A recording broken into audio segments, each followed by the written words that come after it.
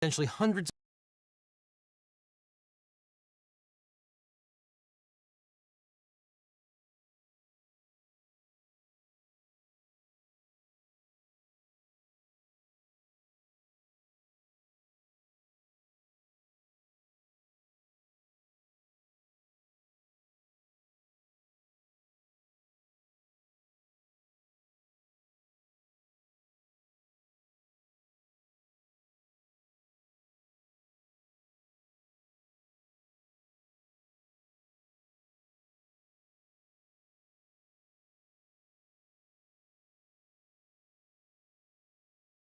of millions of dollars into the Beast games, which is facing its own controversy. Now, a lot of this is outside of my field, but people are claiming that Mr. Beast broke the law. And that is my bat signal, or eagle signal.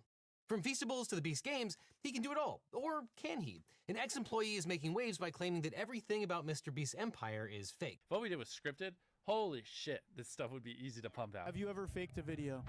No. But this train track is CGI, these bus wheels are CGI, this explosion is fake, this shredder is CGI, this car is digitally lifted, this pit is fake, this guy is fake, this raccoon is a paid actor. And it doesn't stop there. There are claims that Mr. Beast's frequent giveaways are actually illegal lotteries, and that Mr. Beast's contests run afoul of federal anti-rigging laws. And looking at the other side, the ex-employee may have signed a non-disclosure agreement, which he might be violating by producing his videos. Is he going to be in trouble too? Well, to understand all this, you have to understand who Mr. Beast is and what a Mr. Beast video is.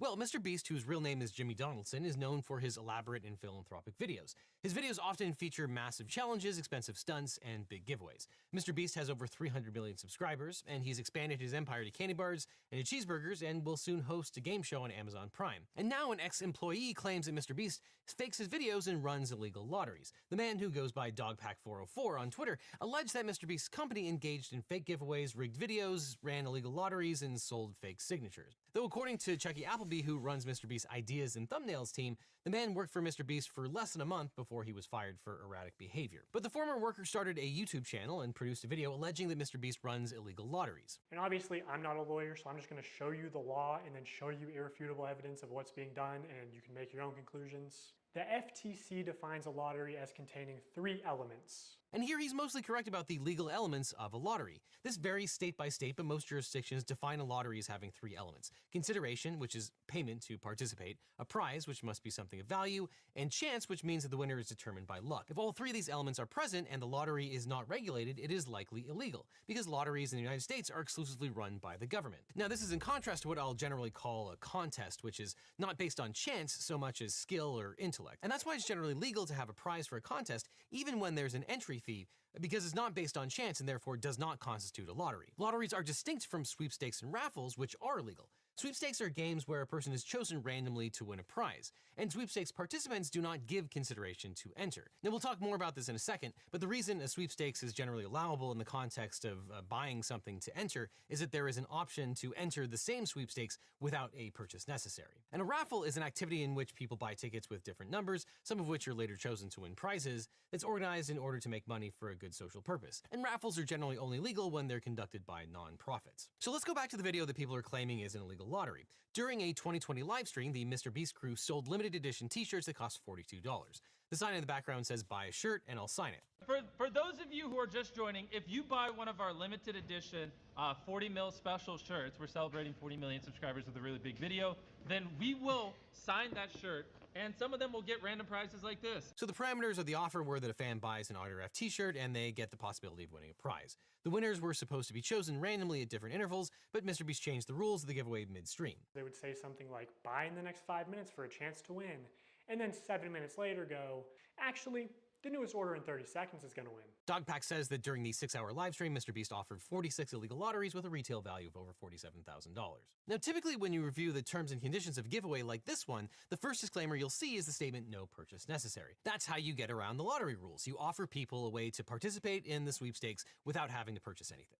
Now, Mr. Beast's 6-hour live streams look a little sloppy. They're not like the Mr. Beast videos of today. The full video isn't available anymore, so we don't know whether there was a disclaimer in the video or in the description, but it does look like a purchase was required and there was no free way to enter. So in some jurisdictions, Mr. Beast probably would have been running an illegal lottery. And if true, he probably wouldn't be alone. This was frankly pretty common on YouTube back in the day. And it's also common for YouTubers to get legal advice later after they become more successful. Remember kids, talk to your lawyer early and often. We can often save you a ton of headache in the future. But not offering a free method of participation is a pitfall that I've seen a lot of YouTubers do when it comes to giveaways or bonuses.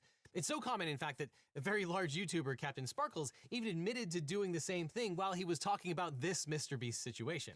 I will admit to something here that may be past the statute of limitations, but the way that I found out about illegal lotteries to begin with is because I accidentally did one. You know, if it were me, even if it were super common, I would not admit to breaking the law on camera. But, you know, you do you. That's more work for lawyers in the future. And a lot of private companies have gotten in trouble for doing the same kind of giveaway. The Department of Justice concluded that the Ironman Triathlon organization conducted an illegal lottery by charging athletes $50 for a chance to compete in its world championship.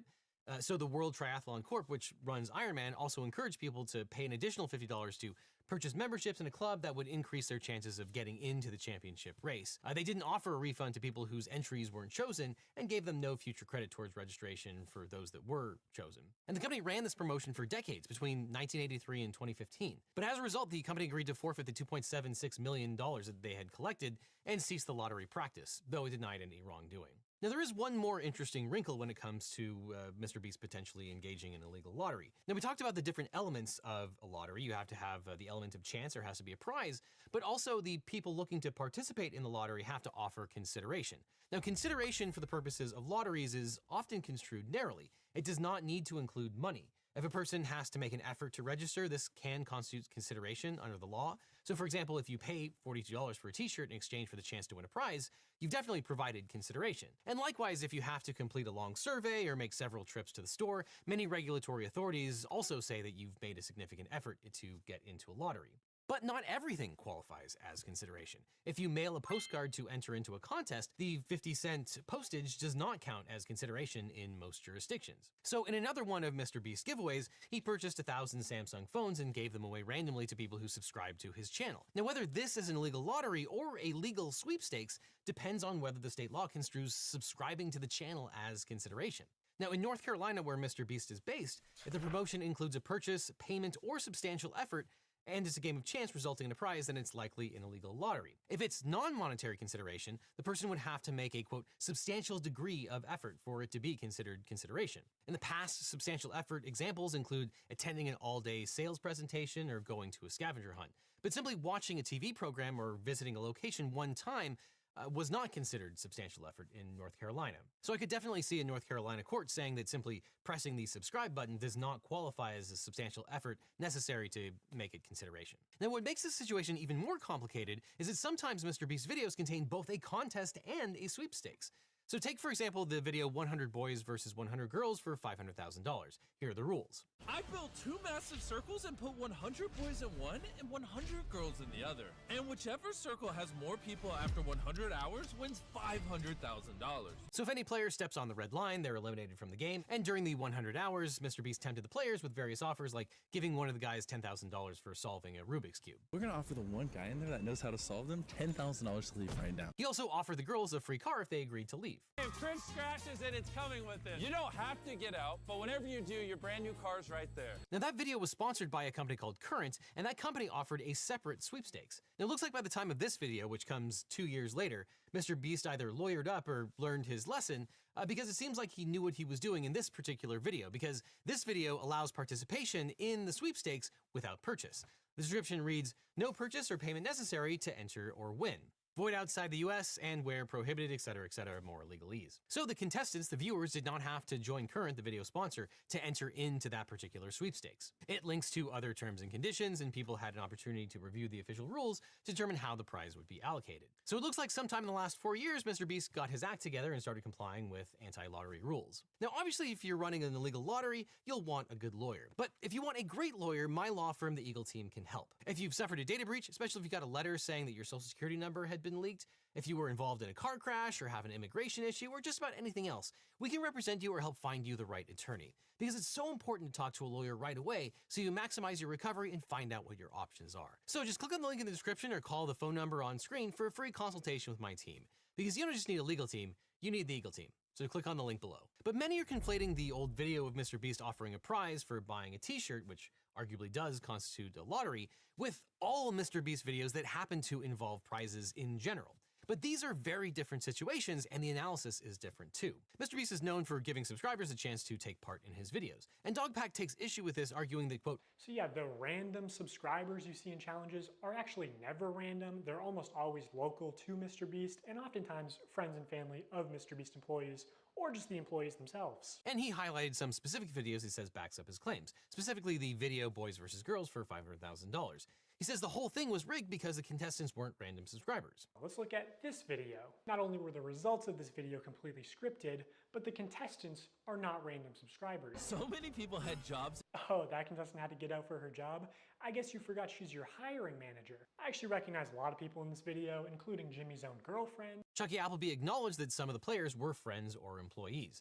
Quote, the employees in the video were there to fill in for people who tested positive for COVID last minute right before filming. Thea, Jimmy's girlfriend, mentioned this on a podcast over a year ago. If it wasn't for COVID, they would not have been in it. They had the same money on the line as everyone else. And Dogpack also said that he received text messages from another Beast worker who said they had to rig the game so that the boys didn't win by so much. According to a former Mr. Beast employee, it would have been a PR problem if the boys had won by a lot.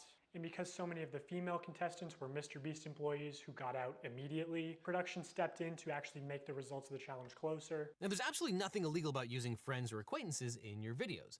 And it doesn't necessarily follow that just because Mr. Beast might have known some of the people who appeared in his videos, that he rigged the videos in their favor. Now, your mileage may vary as to whether it's a good or bad look to include friends in videos where there's money on the line. Now, arguably, you might conclude that if the video makes it appear that every contestant is random, and it turns out that that's not the case, then it makes it more likely that the outcome is rigged in their favor.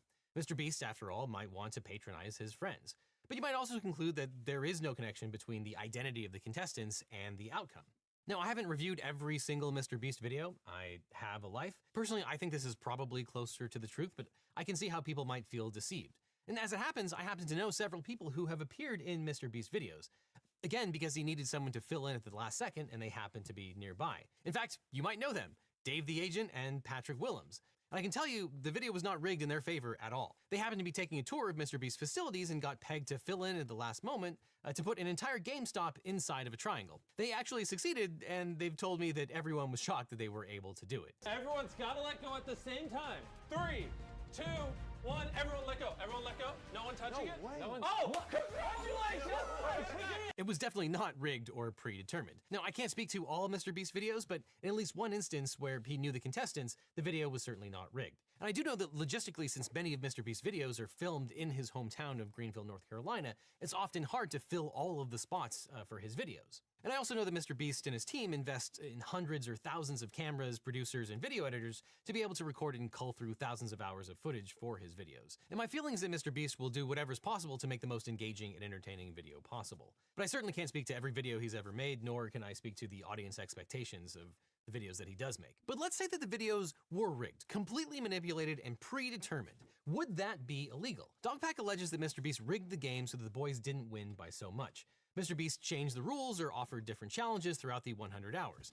At one point, he says he wanted to make the game more competitive by trying to introduce more boys to drop out. And in one sense, duh, this is a Mr. Beast video. He makes various offers and changes the rules to make things more entertaining. He manipulates the events to add drama, much like any game show where things occur to make things interesting. But here, let's make a distinction. There are the rules as laid out to the contestants before they participate, and the rules as laid out in the video. Now, you can imagine that the contract between the contestant and, Beast Enterprises lays out certain terms for the relationship. Now, I've never seen one of those contracts. My guess is that it gives Beast Enterprises quite a lot of flexibility to deal with the contestant. But if they breach those terms, then they might be liable for breach of contract or maybe even fraud. And then there are the terms that show up in the final video after the filming. Those might not be the same. Now, whether you're allowed to change the rules in the video largely depends on how much freedom you have in the rules in your contract with the contestant. Now, remember this because we'll come back to it in a second. Now, following up on the allegations from Dogpack, YouTuber Upper Echelon claimed that Mr. Beast videos are just flat out illegal. For example, Rosanna Pansino was featured in a Mr. Beast competition series called Creator Games, which pits YouTube personalities against each other in games like hide and seek. She claimed that Mr. Beast selectively edited the video to make it appear that she did not finish in the top 3, and instead they made it look like Logan Paul did finish in the top 3. Survivor, despite being mentioned by this alleged former employee in passing, has a particularly relevant lawsuit brought forward by a contestant of season 1, where she alleges that producers of the show engaged in a scheme to prearrange outcomes by persuading, influencing, or intimidating contestants. And she claimed that Mr. Beast changed the rules. Originally, they were told they couldn't hide in the ceiling, but the winner was allowed to hide in the ceiling. Now, Upper Echelon claims that Mr. Beast did exactly the same thing that landed the TV show Survivor in legal hot water. 47 USC 509, which pertains to, quote, prohibited practices in contests of knowledge, skill, or chance. Now, whether you think it's a good idea to use clever editing or manipulating the rules to change the outcome is not the same thing as necessarily being against the law. But Upper Echelon points to a lawsuit by Season 1 Survivor contestant Stacey Stillman, who was the third person ever voted off the series. Well, the weather has spoken, and the tribe has spoken. It's time for you to go. However, she later alleged that the show creator Mark Burnett actually orchestrated her demise. She claims that Burnett intervened in the game by convincing 2 of her teammates to vote her off the island rather than a contestant who had been a fan favorite, Rudy Bosch. Bosch was a gruff former Navy SEAL who was quick with one-liners. The only reason I'd bring a Bible is if, I'm religious too, if I needed toilet paper.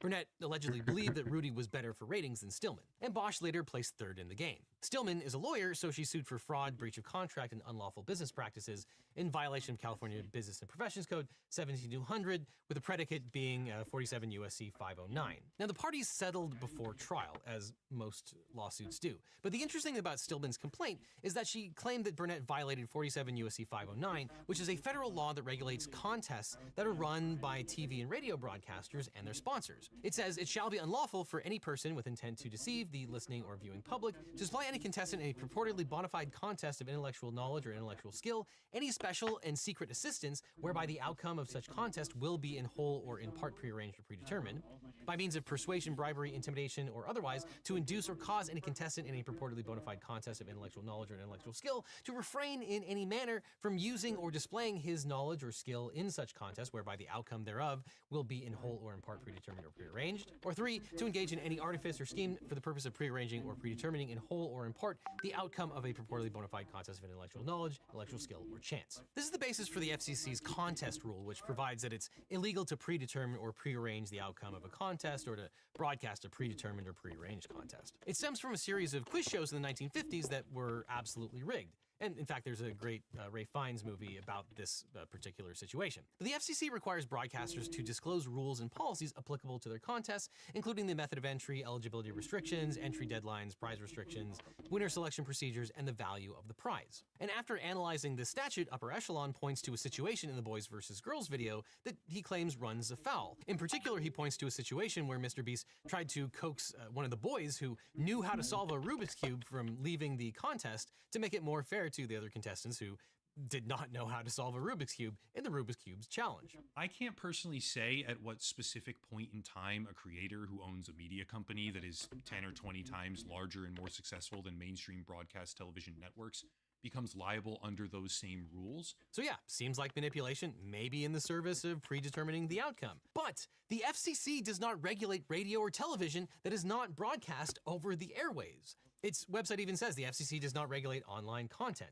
The reason for this is the First Amendment. You're generally allowed to produce whatever kind of TV show you want, or YouTube video that you want. It was thought, and still is, that when it came to shows that were broadcast over the air before cable TV or largely the internet, because that was a limited resource, the argument went, the government had more say over what could be broadcast. That's why there's always been so much more cursing and nudity on HBO and not NBC. HBO has never been regulated by the FCC. It might be hard to believe, but there was a time when there were only a handful, like 3, TV stations, and you needed an antenna to be able to receive them.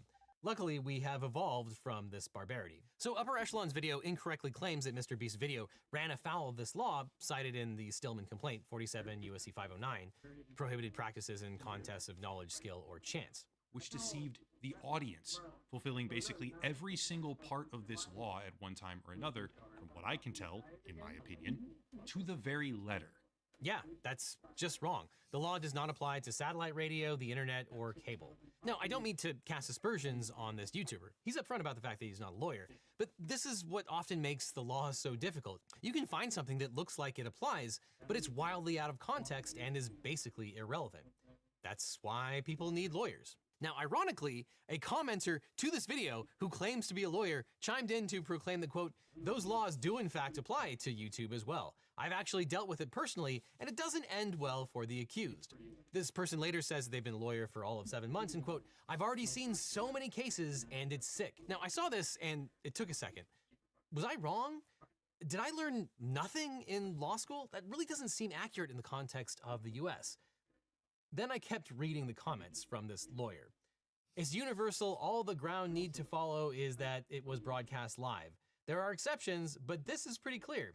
At least that's how it stands in Canada. Oh. Okay. This is why you don't trust randos on the internet, especially when they claim to be lawyers. Absolutely nothing this person says is true. Maybe that's the law in Canada, but not here. This law does not apply to YouTubers because they stream over the internet. It just doesn't apply. And in any event, the Stillman lawsuit settled, so we don't even know how a jury would have found, and it appears that the FCC never even investigated Survivor for the 509 violation based on her claims. And I don't want to belabor the point, but arguably the terms of the law might not even apply. It's not clear that the manipulating the activities of a contest would necessarily count as predetermining the outcome, and it's not clear that the various contests or games of skill or intellect that would be covered anyway. And often there's nothing secretive about what Mr. Beast is doing in the video contest. He says what he's going to do, and then he does it. As you probably know, game shows often change the stakes all the time, even on broadcast television. Now, whether any of the contestants have a claim for breach of contract or fraud depends on what was in their contract before they agreed to appear in a Mr. Beast video. Now, I don't know the terms, so I can't say, but I'd be shocked if they didn't give Mr. Beast and Beast Enterprises a huge amount of freedom in what they can do or not do during the video. And furthermore, that would be a civil claim of the contestant versus Beast Enterprises. It's not a law that is broken. Maybe it's pedantic, but it's not illegal to breach a contract anyway. Now, ironically, it might be Dogpack 404 who's in hot legal water. Mr. Beast's lawyers have sent 2 cease and desist letters to the ex-worker. The letters allege that his statements are defamatory and violate his confidentiality and non-disclosure agreement. Now, generally, I hate these kind of strong-arm tactics to silence critics. This is exactly what Logan Paul is currently doing with CoffeeZilla, but the situation might be theoretically different from a legal perspective. This isn't just some critical third party, but a person who was an employee. They had a direct contractual relationship with Mr. Beast. So the contract terms will be just as important as the general law on defamation. Now, as you probably know, a non-disclosure agreement, or NDA, is a legal contract between at least 2 parties that outlines confidential material, knowledge, or information that the parties wish to share with each other for certain purposes, but want to restrict from wider access. The NDA essentially creates a confidential relationship between the parties to protect information covered by the NDA. And usually that's any type of confidential or proprietary information or trade secrets. In this video, YouTuber Some Ordinary Gamer explained the purpose of an NDA. I hired you at our company, right? And I told you a secret about, something we're doing a month from now, a production that we have coming out in the next 2-3 months. If we hired you to be the editor for that video, and we had told you, hey, don't leak any of this at all, not a single ounce of footage. We want this for you to edit, we want you to put these videos together, and we want you to, basically have these ready to go up on our actual collaborative channel. If you decided to leak that footage, it would be well within our right to take you to court. Now, Mudahar is right that a company could sue a person who violated an NDA by disclosing things about that production if those things are within the scope of the NDA. And he's generally right that an NDA cannot compel a person not to disclose a crime. If an NDA attempts to prevent someone from reporting illegal activities, the NDA might be considered void if it violates public policy. However, what constitutes a violation of public policy varies substantially according to the jurisdiction. Some states have adopted laws that strike non-disclosure provisions, which prohibit employees from disclosing unlawful employment practices such as discrimination, harassment, or fraud. North Carolina, where Mr. Beast is based, has not adopted such a law. The issue really becomes whether Dogpack witnessed anything that would be against public policy in the state that governs the NDA. So while it's true that NDAs generally cannot be used to conceal illegal activities, the person really has to have evidence of at least an illegal activity that would be considered against public policy to have an NDA against. And it doesn't seem like Dogpack has made any statements of witnessing anything firsthand that Mr. Beast did anything that was against the law. And now Mr. Beast's lawyers have sent 2 cease and desist letters to Dogpack. He appeared on Oompaville's show and declared that he isn't scared. How do you feel about that? Do you feel nervous? I would be shitting myself if I were you. No, I'm not shitting myself. Now, generally, I would agree. A cease and desist letter doesn't mean anything except the sender wants you to stop. But if he did disclose information that was covered by the NDA, then he could be in trouble. Now, it would be a breach of contract claim. So it's not against the law to violate your NDA, but it does mean you can be sued civilly for breach of contract. And there's no doubt that he's causing Mr. Beast reputational harm. Whether that's warranted is up to you. But the NDA could also contain a non-disparagement clause. A non-disparagement clause prevents a signatory from disparaging the other party for a certain amount of time, even if the things that they say are true or non-confidential. This clause is meant to stop the parties from making public or private comments that could harm the reputation or business interests of the other party. Especially in a situation like this where the person can truthfully say that they were an employee for a limited amount of time to add authority to their claims. Now, disparagement is not the same as defamation. Defamation generally only applies when these statements are false. Disparagement just means saying something negative about the other person, even if it's 100% correct. So if Dogpack's NDA has a non-disparagement clause that's still in effect, he could be in a lot of trouble because he's been doing a lot of disparaging, even if you assume that everything he says is 100% true. Now, Dogpack redacted the name of the law firm in the cease and desist letter, only quoting a portion of the firm's website, and some have suggested that the cease and desist letters were from the law firm Quinn Emanuel. And the name of the firm, Quinn Emanuel, Urquhart & Sullivan, fits the amount of space in the cease and desist letter that Dogpack shared on Twitter. Now, if so, these are not lawyers you want to mess with. I personally never met a lawyer from Quinn who wasn't a huge asshole, often in a way that's counterproductive to their client, but still, they have a reputation for scorched earth litigation. But on the other hand, with respect to the NDA, it seems like most of what Dogpack has disclosed was already in the public and is based on accounts from other people, not what he witnessed firsthand. He certainly used his status as an ex-employee to make it seem like he has inside knowledge, but from what I've seen, he seems to be largely relaying what other people are talking about rather than using his own firsthand knowledge. But without knowing the terms of the NDA, it's hard to say how much trouble Dogpack might be in. But on the other hand, it might not be a good look to sue a critic out of existence, another fellow YouTuber, plus it just creates more of a Streisand effect too. But love him or hate him, if you're tired of seeing all the Mr. Beast clones on YouTube, you can see the best videos from the highest quality creators on today's sponsor, Nebula. And it's your last chance to sign up before the price increases on September 1st. Because Nebula is the streaming platform that my friends and I created from scratch to host our exclusive videos and special projects. On Nebula, you can watch all of our videos ad-free and early because our videos always go up on Nebula first. Plus, there's tons of exclusive content, and for a limited time, you can get a lifetime membership. You can buy once and then never again. It's the greatest deal of all. And I know tens of thousands of you sign up for Nebula using the CuriosityStream bundle, but unfortunately, that's over. CuriosityStream has informed us, and even included in their latest SEC filing, that they're not going to pay us bundle revenue through 2024. That means that my fellow Nebula creators and I won't get any money from those who signed up for the CuriosityStream bundle. So the bundle's breaking and you're not going to be able to have access to Nebula anymore after 2024. But if you want to support this channel, the only way to ensure that that money that you spend on Nebula goes to us directly is to sign up directly.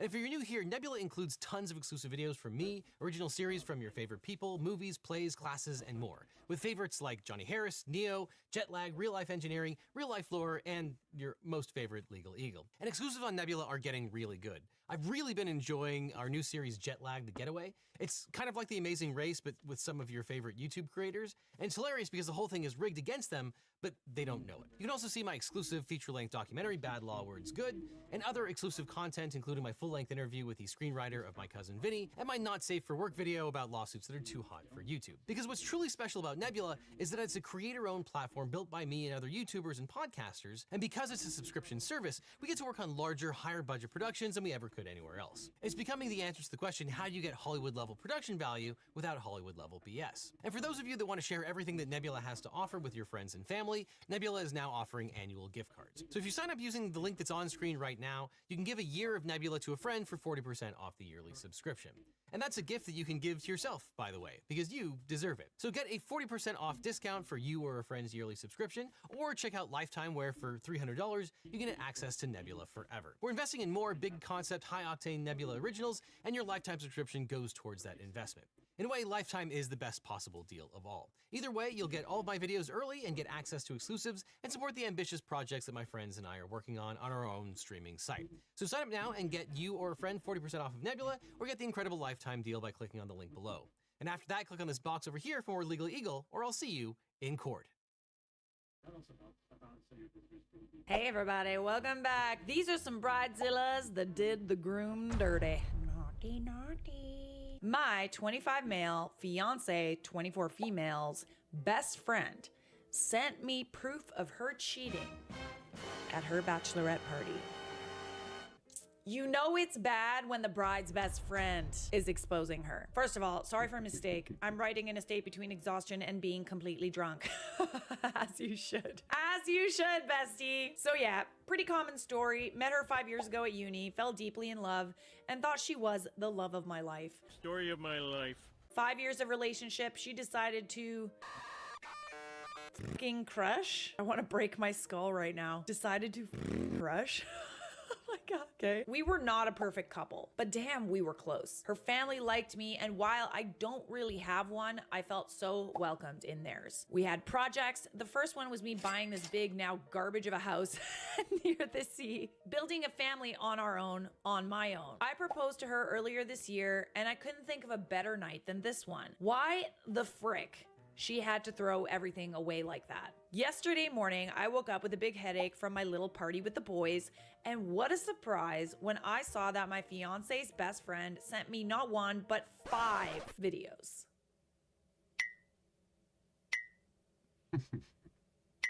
How did she not know that there were 5 videos being taken of her while she was cheating, you know? I'm just gonna keep it for myself. Make it a happy memory.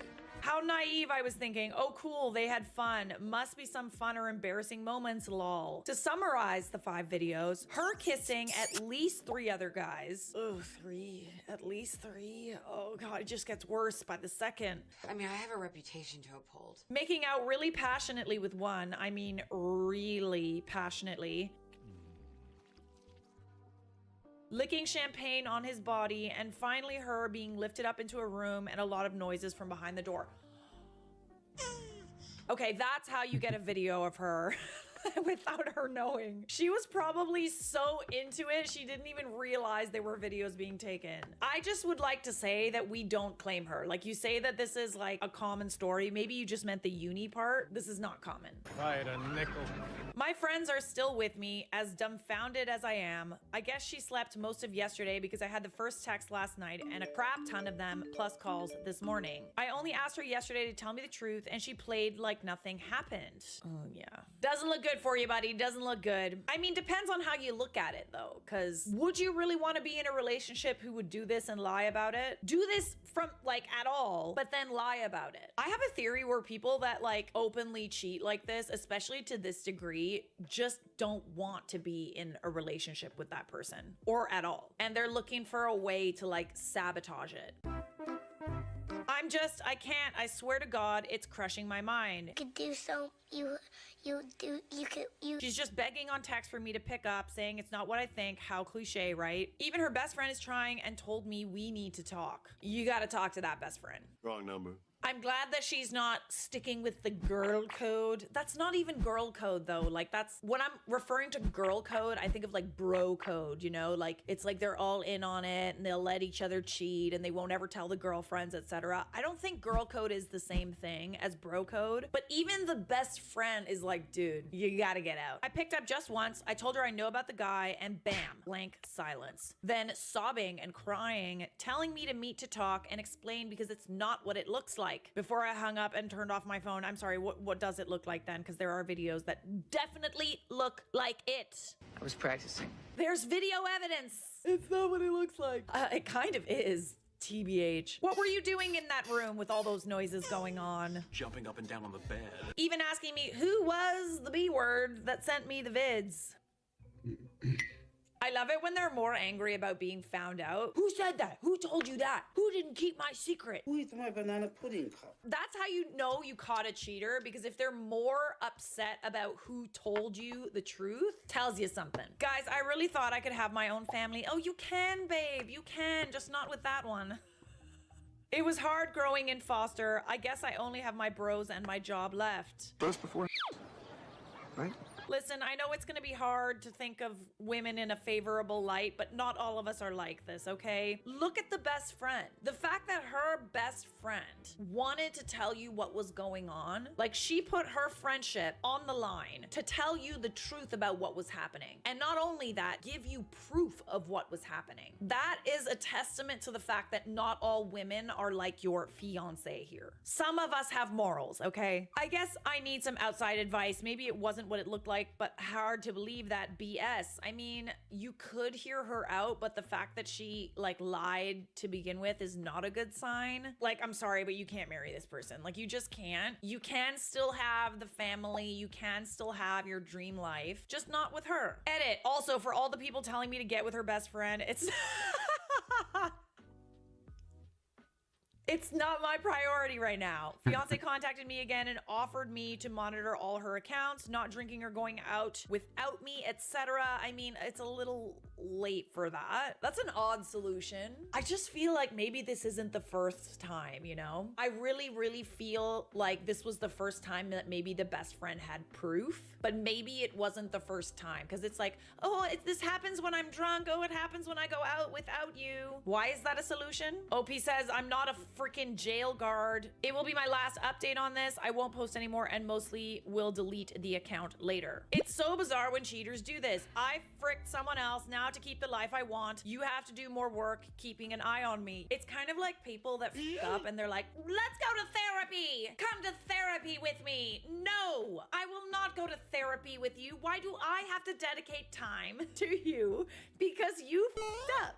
If anything, you go to therapy and you work on your I'm just fine. In fact, it's the therapy that makes me feel like I don't need therapy. I'm healed, baby girl. I am a whole person. Okay, we have an update. I know those fateful words. We have an update. 4 words. They're the best words in the English language. Well, maybe not separately, but together. The wake up was hard, but I want to first thank all the kind messages and advice I got. For the people who insulted my fiance, please don't do that, even though I understand how you feel. For now, I just need to get back home, so I texted her that she had until this afternoon to pick some stuff up and leave to her parents' place, and of course, not the car I bought for her. Period. She called me and begged for a chance to explain. I mean, I'm not past watching people grovel, you know?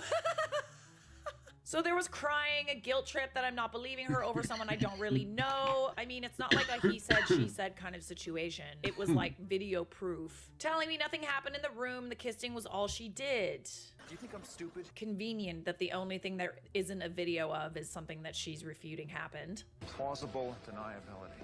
At this point, I was at my break point, but I held tears and I asked her to tell me all of the truth or I'd disappear from her life. So more crying until she confessed that all she did was eat a banana real slow. On her and on him. We gotta blur that out. That's my...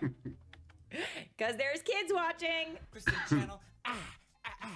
Detailed, but nothing more happened because she stopped. She swore that's all she did, but how can I be sure? It just gets worse and worse. It's like she's just lying until you press her and then more and more comes out. Like she's just lying over and over and over again. I never saw her that panicked over something. She'd even propose something like a free pass for me to cheat on her on anyone I'd like. WTF. That doesn't make it better, sweetheart. Like, if anything, y'all should have discussed that before. And if he said no, then you also can't do that. But honestly, even if someone suggested that to me, I would be so upset. I would be like, no. And I would rethink that whole relationship. Because the fact that you're even thinking about it, listen, I have been in situations where fiancés have given a hall pass, and I've said this before, and I will say it again. I would not want my fiancé to use his hall pass, okay? I would not even want that discussion to happen. That's awkward as shit. I can't even describe how sick and disgusted I felt while hearing all of this. I hung up because, well, was there more to say? Through all the messages and calls from her friends and family, it was mostly messages telling me to pick up and talk with fiance. Like a lot advised that I told a friend of mine to download the vids on his stuff, phone and computer, because I can't stand to have this on mine. Yeah, no kidding. You'd probably be like playing that over and over and over again. Oof. I also picked up when her best friend called me and basically, I also picked up when her best friend called me and basically she explained that another girl invited her brother, who is a ripper, and his friends. A ripper, eh? That guy was a ripper, or one of them? Rippers are so weird, like male ripper, oh God. I'm sorry, you gotta be some kind of ratchet to want to hook up with a ripper. That's why I already saw his face somewhere. She then took a solid 20 minutes telling me she betrayed fiance because of how much she didn't deserve me. Ooh. Ooh. I mean, I'm not opposed. I'm definitely not opposed. Like, she definitely showed her loyalty to you. I feel like I would leave that door open romantically if I were you. I know you're probably hurt right now, but like, how I was too good, handsome, attractive, and wealthy for her. Ooh, she like you. I asked her if fiance ever did something like that before. She told me no. I asked her if fun stuff could have been used, and she told me too, no, because she was still going after the cheating. She then offered to come to my place in order to support me, but I kindly declined. Yeah, she like you, she like you. I need to be alone right now. Wedding has been canceled, but I didn't tell the reason to the parents yet. Why? Call them up. Tell them better yet, send them the videos. I took a break from work, and my days right now mostly consist of going to bars and getting so drunk I pass out. And then another and another. Not the healthiest way to deal with it, but hey, who am I to judge? I'd probably do the same thing. At least we had a good laughs with the boys, even if I can hardly remember the last parts. Thanks again. Never thought this would blow up that fast. I'm kind of a very introverted person. I meet my current friends. I only have 4, but can't thank them enough.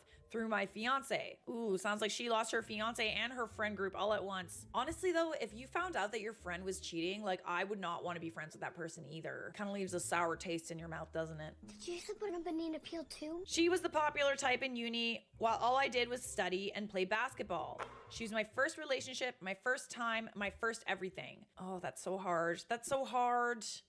That's what she said. But hey, like I'm not gonna say there's plenty of fish in the sea. But I mean, if that's your only experience, like dude, there's plenty of people out there. There's endless possibilities. You'll be fine. Throwing up 5 years just like that. She keeps texting me to meet and talk about this like adults. Sending me what she ate like nothing happened. Sending you what she ate? Banana! She's sending you like food pics? And she keeps trying to talk about our dreams together. Ooh, that's manipulative. That's so messed up, but fortunately there's a nice old and expensive bottle of whiskey waiting for me. I mean, listen, I don't want to join the chorus of people that are telling you to hook up with this best friend, but like I'm gonna join the chorus of people that are telling you to hook up with this best friend, but not while you're like rebounding. Okay, rebound with somebody else, not the best friend. Best friend's a good one. She's a keeper. Okay, this is a very, very good point. How does someone invite their sibling to strip for her and her friends? Oh my god, that's such a good point. That is so foul. Oh god, I'm gonna blow out my microphone. Ew! I don't know why this stuck out to me, but I had just found out that someone I loved and had committed myself to had cheated. The absolute last thing I would want would be What? I don't know why this is what stuck out to me, but if I had just found out that someone I loved and had committed myself to had cheated, the absolute last thing I would want would be given a free pass to go and passionately hug someone else to make it even. That would somehow make the betrayal feel even worse, as if the only issue was some transactional sense of fairness, as if the only issue was passionately hug itself. Oh, I betrayed you, so you can go betray me, but it's not even betrayal because I'm allowing you to do it. Make it make sense. The logic, the math ain't mathing. My piece of advice, best friend sounds nice. Have your fun. Give me the banana. Get it out of your system and then see if something's there. Cheating bridezilla who lost everything. Not entirely sure if this classifies as a bridezilla. When I think of a bridezilla, I also think of someone who is like really entitled and expects a lot of people and has temper tantrums, that kind of thing. But I think that cheating definitely falls into that category. I was supposed to be in a wedding and ultimately dropped out. This was over 1.5 years in the making. This bride comes from a super religious family, and the mom helped the groom, who's in the military, design and purchase the engagement ring. He proposed without talking to her first. Less than a year together, I think, and in front of a group of people. She wanted to say no, but felt pressured to say yes. Later, she asks us to be her bridesmaids, claiming that they're good now. Our first red flag. The cost started adding up for the bridesmaids. To be fair, it was the maid of honor who totaled the estimate of $900 per bridesmaid for a dress, professional hair and makeup, the bachelorette party. She was planning stuff the bride wouldn't even like, and a hotel the night of the wedding, even though it was 45 minutes from our houses.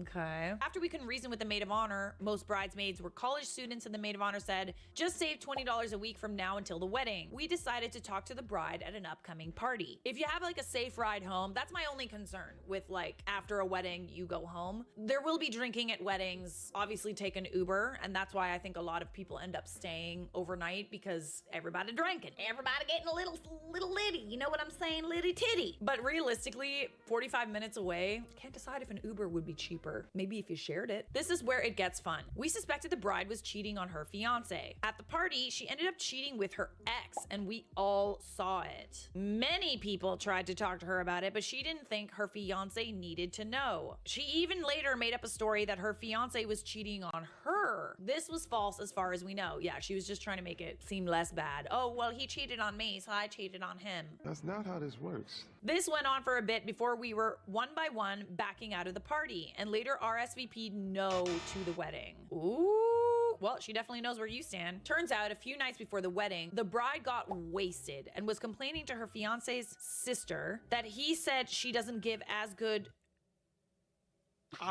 compared to his ex. Fiance hears this and drunkenly says something like, at least I don't cheat on my partner. And his family is like, hold up, what? But she did cheat. The plot thickens. During the rehearsal dinner the next day, his family confronts hers. Both parents take the bride and groom into a room for like an hour and a half. Her parents find out everything, including that she isn't a virgin. Again, super religious family, not cool. They decide to still hold the wedding. Next morning, bride-to-be received a text from the groom saying he can't do it. Bride and her family all go to the hotel he's staying at, and the bride's dad flips. Turns out he dropped $150,000 for this wedding. WTF. Pay our student loans, please. And the groom's family then leave to travel back to their home state. Bride goes home. Bride's parents go down the aisle to renew their vows in a half-empty uniformed church full of guests. They still go to the reception since it was already paid for, though many guests just leave. More for me. I mean, at least they're getting something out of it. $150,000. Edit here. Again, the guy was in the military in a submarine. Even she had zero contact with him. For those who met him, it was only once. We did all we could, and he did know. She was a really good friend to all of us, but not anymore. It's sad that we wanted to help her, but we had enough of her compulsive lying and manipulative nature. I hope that she changes her ways and finds someone nice in the future, but we all know our friendship with her is completely over. I mean, it really doesn't surprise me that you guys feel some type of way about this woman. I mean, realistically, all I do is talk about people who cheat. I feel some type of way about it. So if I ever find out that someone is a cheater, like a known cheater, and they cheat on their partner all the time, I'm not gonna like that person. Sometimes I wake up a little sad, and then I read things like this and realize my life is just fine. And I need to go and walk it off. Seriously, everything's okay. It's okay. It's nice to compare, isn't it? Well, at least my life isn't like that. Here's a good point. Why was she discussing his preferences with his sister in front of everyone? Sounds like he's probably a dick too. That is a very, very good point. The fact that he said that to her at all, if it's true, sounds like it was doomed from the start. In fact, I know it was doomed from the start because you said that she wanted to say no and she couldn't because she was in public, which honestly is fair. This is why we don't do public proposals, guys. You gotta be certain that that's what this person wants, okay? All right, we got one more. It's a little am I the a-hole?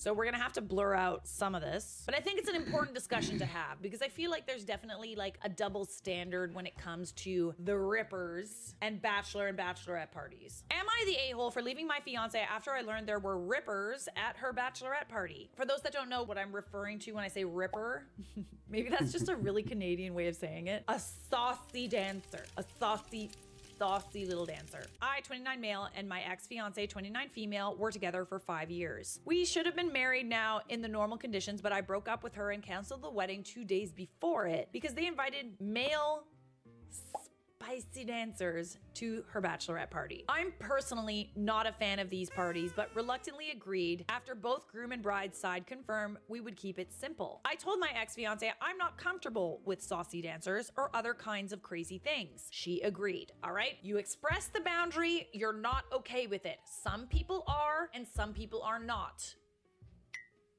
I also told my friends that if they were to do a stupid thing without me knowing, we would have problems. What kind of problem? We stayed at my friend's summer house and chilled there by the pool. Did some WoW raids and played board games. Oh, that sounds like exactly what I would want my fiance to do for his bachelor party.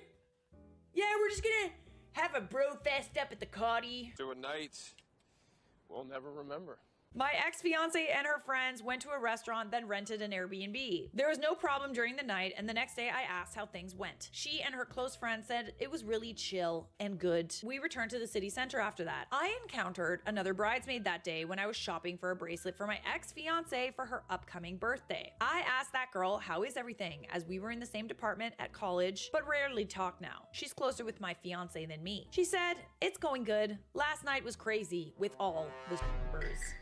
Spilled the beans, did we? Let that one slip, didn't ya?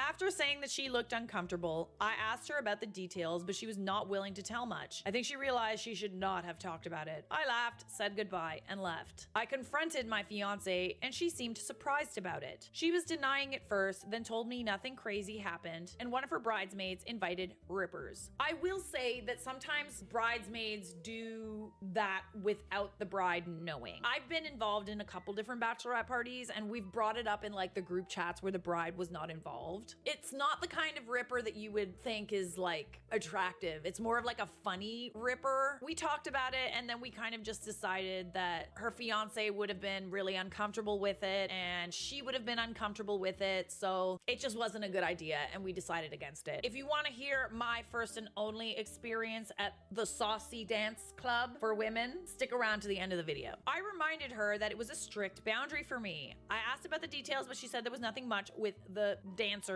just solo dances, and that's it. Just solo dances?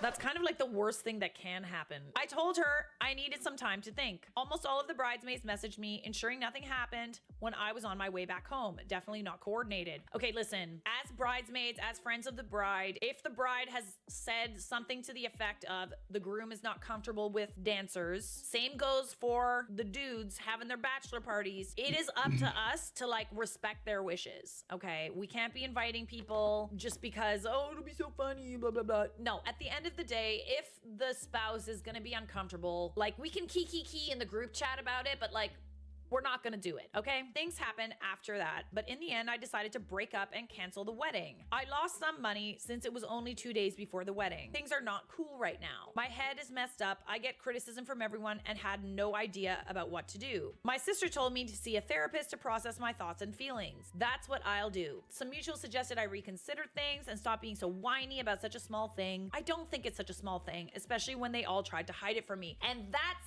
the tea. It would be one thing if you heard about this from your fiance and she said, honestly, they did it without me knowing, nothing happened, it was just like one big, silly joke, whatever. If she came to you first and said that she wasn't the person that invited them, even then though, in that situation, I would probably leave the room and let them whatever. The fact that she hid it is not a good sign. It's not only a violation of your boundaries, but it's also a violation of your trust because number one, there were dancers, and number two, she hid it from you. Not the a-hole, it comes down to the lies. Also, her friends also lied. One said the truth but knew they messed up and weren't forthcoming with information. Just makes you wonder, what if anything in the future they would lie about to cover up? You told her it was a boundary and they stomped on it.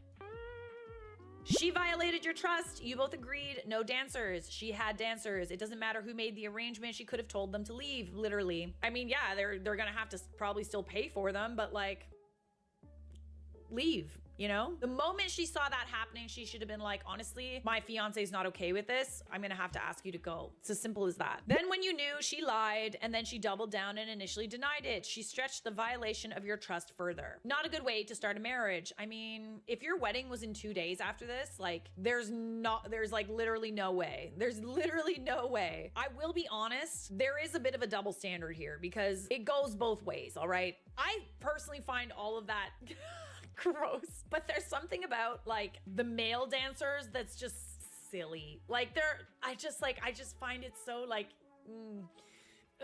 that's just me though. I think both situations, like a bachelor and bachelorette party where they go and they see dancers, I think it's weird. I think it's something that was, maybe normal like 10, 20 years ago, and now it's, at least in my experience, it's far more common for a bachelor party to get like dancers, in my experience. You are not the a-hole, my dear. I wouldn't want to marry her either. To this day, I think I've only ever been to one bachelorette party where we were at a saucy club. It was hella weird. It's one of my best stories though. Oh man, I was like a broke student in New York and we went to this saucy club in Times Square and my friend had come in from out of town and she knew that I lived there, so I tagged along. And the first thing that happens when we enter this club is they give us this massive tequila shot with a strawberry in it. So things are already off to a pretty crazy start. At that time I was single, so it's like whatever, but I remember just feeling like, I'm sorry, I don't have money. Leave me alone. And then the minute that I mentioned that I had no money, they got off me. Like they're all just like flirting and like putting the moves on me, and I'm sitting there and I'm like, sorry, I'm broke. I literally can't afford to eat. Sorry, I don't have any money. And they got off so fast. This was pretty much an empty club, right? They bring my friend, the bachelorette, and another girl whose birthday it is up on stage for like a dance, and everybody's watching, right? Well, by everybody, I mean like all 15 people that were in the club. And so they're up there, they're getting a dance, and the girl whose birthday it is was so drunk, she projectile vomited all over the dancer in front of everyone. Joke's on you, I'm into that shit. This guy.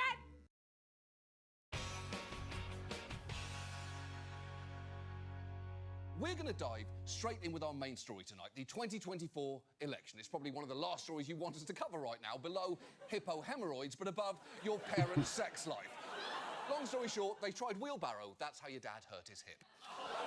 There's obviously a lot of talk about these two candidates right now, but we're going to focus on the person currently polling third, Robert F. Kennedy Jr. Voters have learned a lot about RFK recently, from the fact his distinctive voice is caused by a condition called spasmodic dysphonia, to the news that doctors once found a dead worm in his brain, to even his physical fitness routine, which he's put front and centre in ads like this.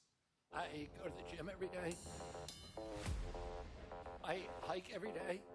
I don't ever eat processed food. I do intermittent fasting.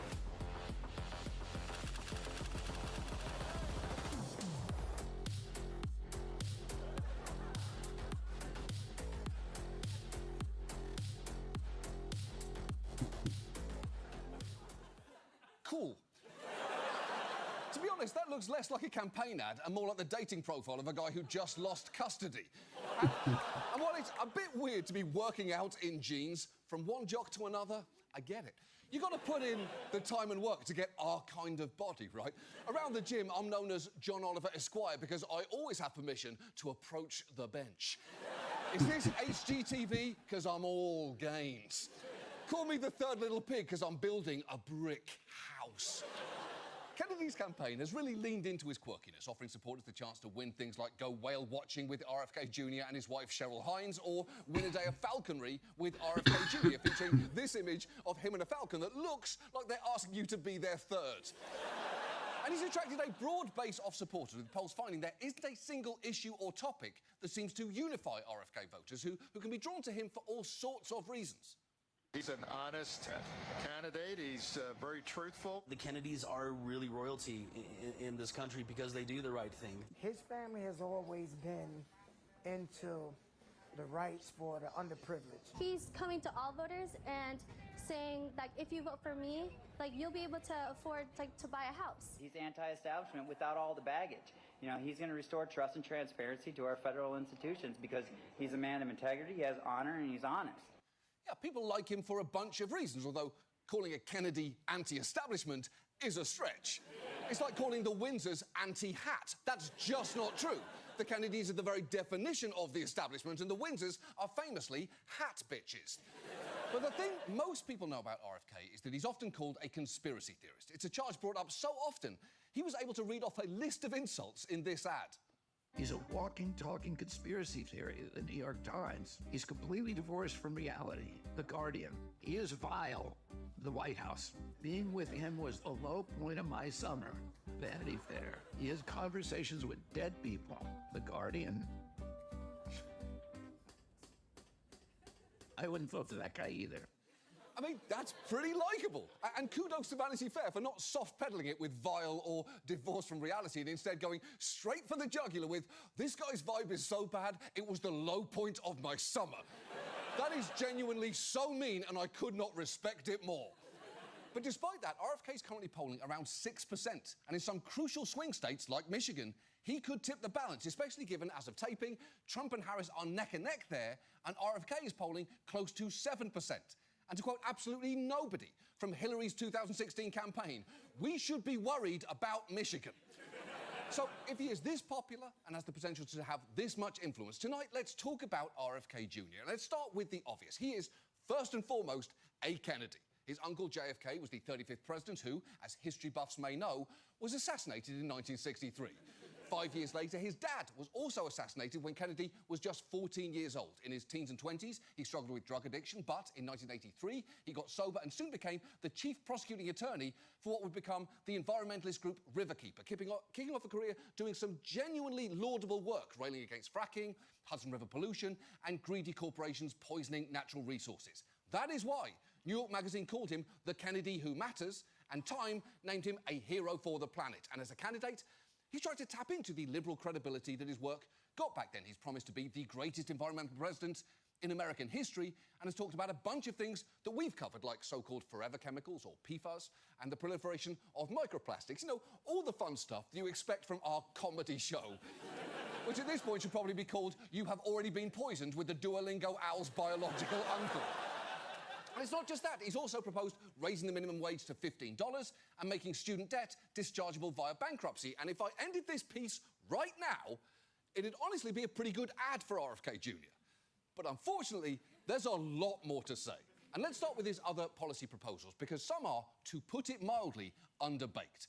One of his marquee promises is offering first-time homebuyers a 3% mortgage rate funded by tax-free government-issued bonds. Here he is describing the plan, and see how far he gets into his pitch before you start hearing alarm bells. If you have a rich uncle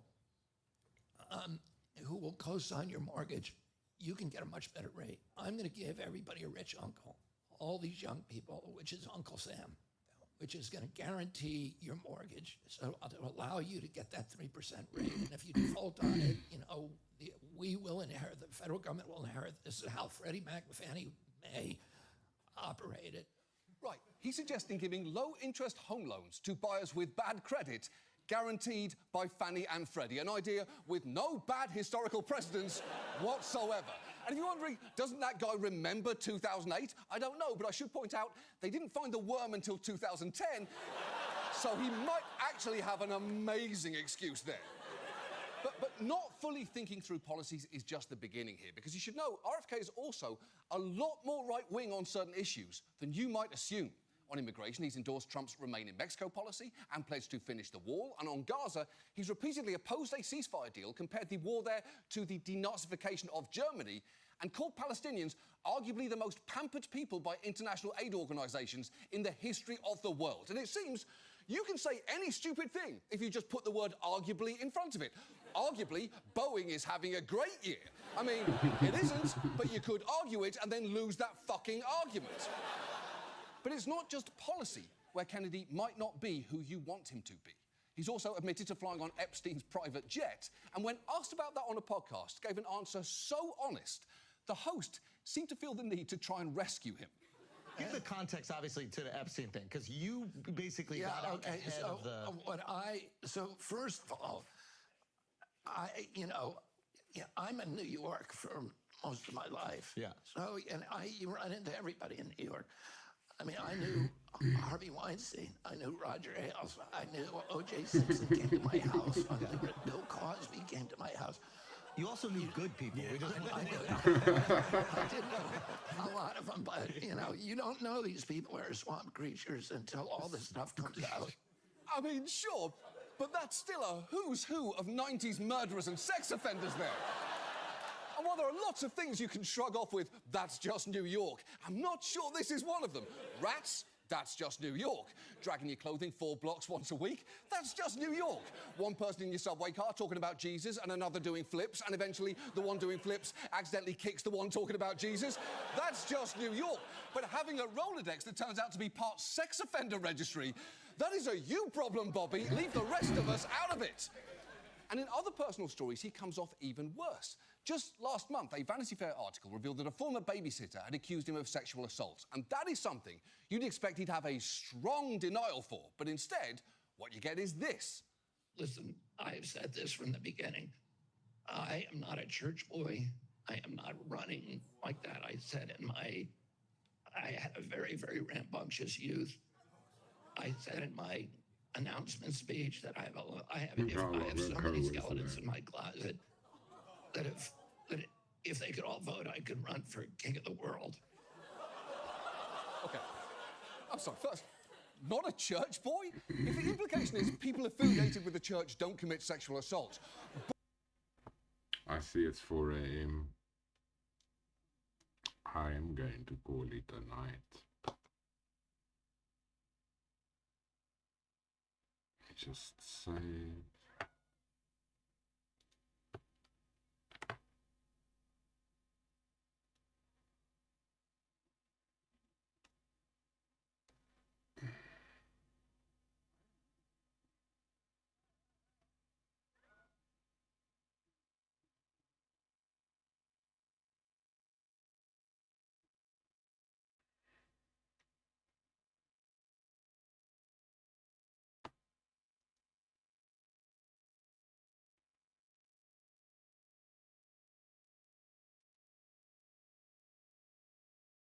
I was just thinking I'm hungry too. That's why I saw the time. I thought, is it still early enough for a snack? It's almost breakfast, man.